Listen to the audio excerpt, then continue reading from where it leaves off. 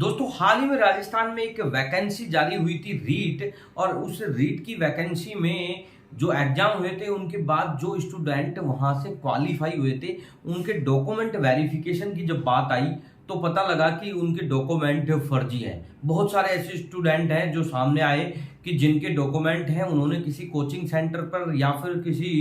ऐसे कंसल्टेंट से उन्होंने वहां पर एडमिशन कराकर अपना पूरा समय देकर वहां से कुछ डॉक्यूमेंट्स लिए थे, लेकिन अब जानकारी में आया है कि वो डॉक्यूमेंट्स फेक है। तो आज इस रीट में जो फर्जी जो डॉक्यूमेंट्स मिल रहे हैं या फिर जो फर्जी की जो डिग्रियां आ रही है सामने, उनके रिलेटेड बात करेंगे कि और जानेंगे कि आखिर ये पूरा मामला क्या है। तो नमस्कार दोस्तों, आपका स्वागत है आपके अपने YouTube channel education for Bharat में और मैं हूं आपका दोस्त बीके तिवारी। दोस्तों अगर आपकी कोई पर्सनल क्वेरी है, आप हमसे करना चाहते हैं और कमेंट सेक्शन में आप ये क्वेरी नहीं करना चाहते तो आप हमें डिस्क्रिप्शन में लिंक दिया हुआ है हमारे फेसबुक पेज और इंस्टाग्राम का, आप हमें वहां पर भी फॉलो कर सकते हैं और आपकी जो भी पर्सनल क्वेरी आप हमसे कर सकते हैं। हम आपका उस सवाल का निश्चित रूप से एक ऑथेंटिक जवाब देंगे और आपकी पूर्ण तरीके से मदद करेंगे। दोस्तों हम जो बात कर रहे थे कि अगर रीट की जो वैकेंसी जो राजस्थान में आई थी और उस वैकेंसी में जब डॉक्यूमेंट वेरिफिकेशन की जब बात आई तो बहुत सारे ऐसे डॉक्यूमेंट सामने आए हैं जो पूर्णतः फर्जी हैं या फिर यूनिवर्सिटी ने उन डॉक्यूमेंट्स को डिनाई किया है।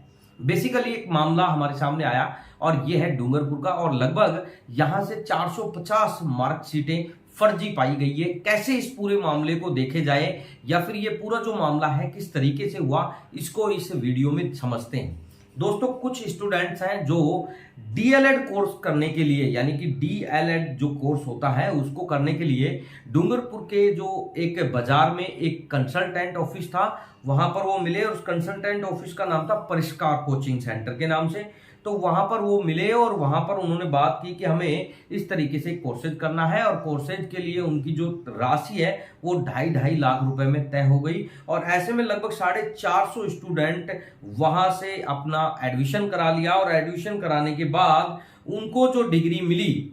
वो डिग्री सिंघानिया यूनिवर्सिटी की, जो कि राजस्थान की ही एक यूनिवर्सिटी है, वहां की उन्हें मिली। और उसके बाद उन लोगों ने वो डॉक्यूमेंट्स ले लिए, उन्हें किसी भी तरीके से वेरीफाई कराने की कोशिश ना की क्योंकि उनको ऐसा लग रहा था कि वो सारे डॉक्यूमेंट ऑथेंटिक है। और उन डॉक्यूमेंट्स को लेकर जब राजस्थान में ये रीट की वैकेंसी आई तो उन्होंने वहां पर फॉर्म फिलअप कर दिया और फिलअप करने के बाद उन्होंने बहुत अच्छी मेहनत की, बहुत अच्छी तैयारी के साथ उनका सिलेक्शन भी हो गया। और सिलेक्शन करने के बाद जो आजकल चल रहा है, पहले ये चीजें नहीं होती थी, आजकल जो डिपार्टमेंट है वो काफी अच्छे से उन डॉक्यूमेंट्स का वेरिफिकेशन करता है। तो जब वेरिफिकेशन के लिए उनके डॉक्यूमेंट्स मांगे और उन डॉक्यूमेंट्स को संबंधित यूनिवर्सिटी में जब उन्होंने लिखकर भेजा कि आप ये बताइए कि ये स्टूडेंट है, इसके पास ये एक डिग्री या डिप्लोमा जो भी है ये आपकी यूनिवर्सिटी के द्वारा इस स्टूडेंट को इश्यू किए हुए हैं या नहीं है। तो सिंघानिया यूनिवर्सिटी की तरफ से जो लेटर आया उस लेटर में उन्होंने कहा कि हमारी यूनिवर्सिटी के द्वारा इस तरीके का कोई भी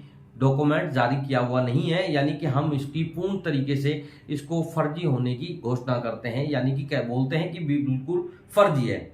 अब बेसिकली जब ये चीजें आई तो उन स्टूडेंटों के सामने आया कि आपके डॉक्यूमेंट तो फेक हो गए और अब आपके ऊपर कार्रवाई होगी। तो ऐसे में सारे स्टूडेंट घबरा गए। अब बेसिकली दोस्तों अगर एक या दो स्टूडेंटों का मामला हो तो आप समझ सकते हैं कि हो सकता है स्टूडेंट की कोई गलती रही हो सकता है कि यूनिवर्सिटी इसके साथ कोई चिट फंड करना चाह रही हो। लेकिन 450 स्टूडेंट अगर यूनिवर्सिटी से अगर फर्जी पाए जाते हैं तो इसके मतलब ये घोटाला कितना बड़ा हो सकता है। ये तो सिर्फ रीट वैकेंसी की बात कर रहे हैं, ये ऐसी बहुत सारी और भी वैकेंसी आती रहती है, उनमें भी जो डॉक्यूमेंट्स पाए जाते हैं कहां कहां से लिए जाते हैं। ये बेसिकली अगर बात की जाती है सारे वही डॉक्यूमेंट्स हैं जो हम हमेशा आपको बोलते हैं कि बैकडेटेड डिग्री आप लेने से बचें। अगर आप यूनिवर्सिटी कैंपस में जाकर या फिर अगर आप किसी ऑथराइज सेंटर से अगर एडमिशन कराते तो निश्चित ही आपके साथ इस तरीके का कोई फ्रॉड नहीं होता। आपका जो एडमिशन कराने का तरीका है वो यही रहा होगा कि आपने जल्द से जल्द उस डिग्री की डिमांड की है और जल्द से जल्द अगर डिग्री आपको मिली है तो आपको निश्चित रूप से वो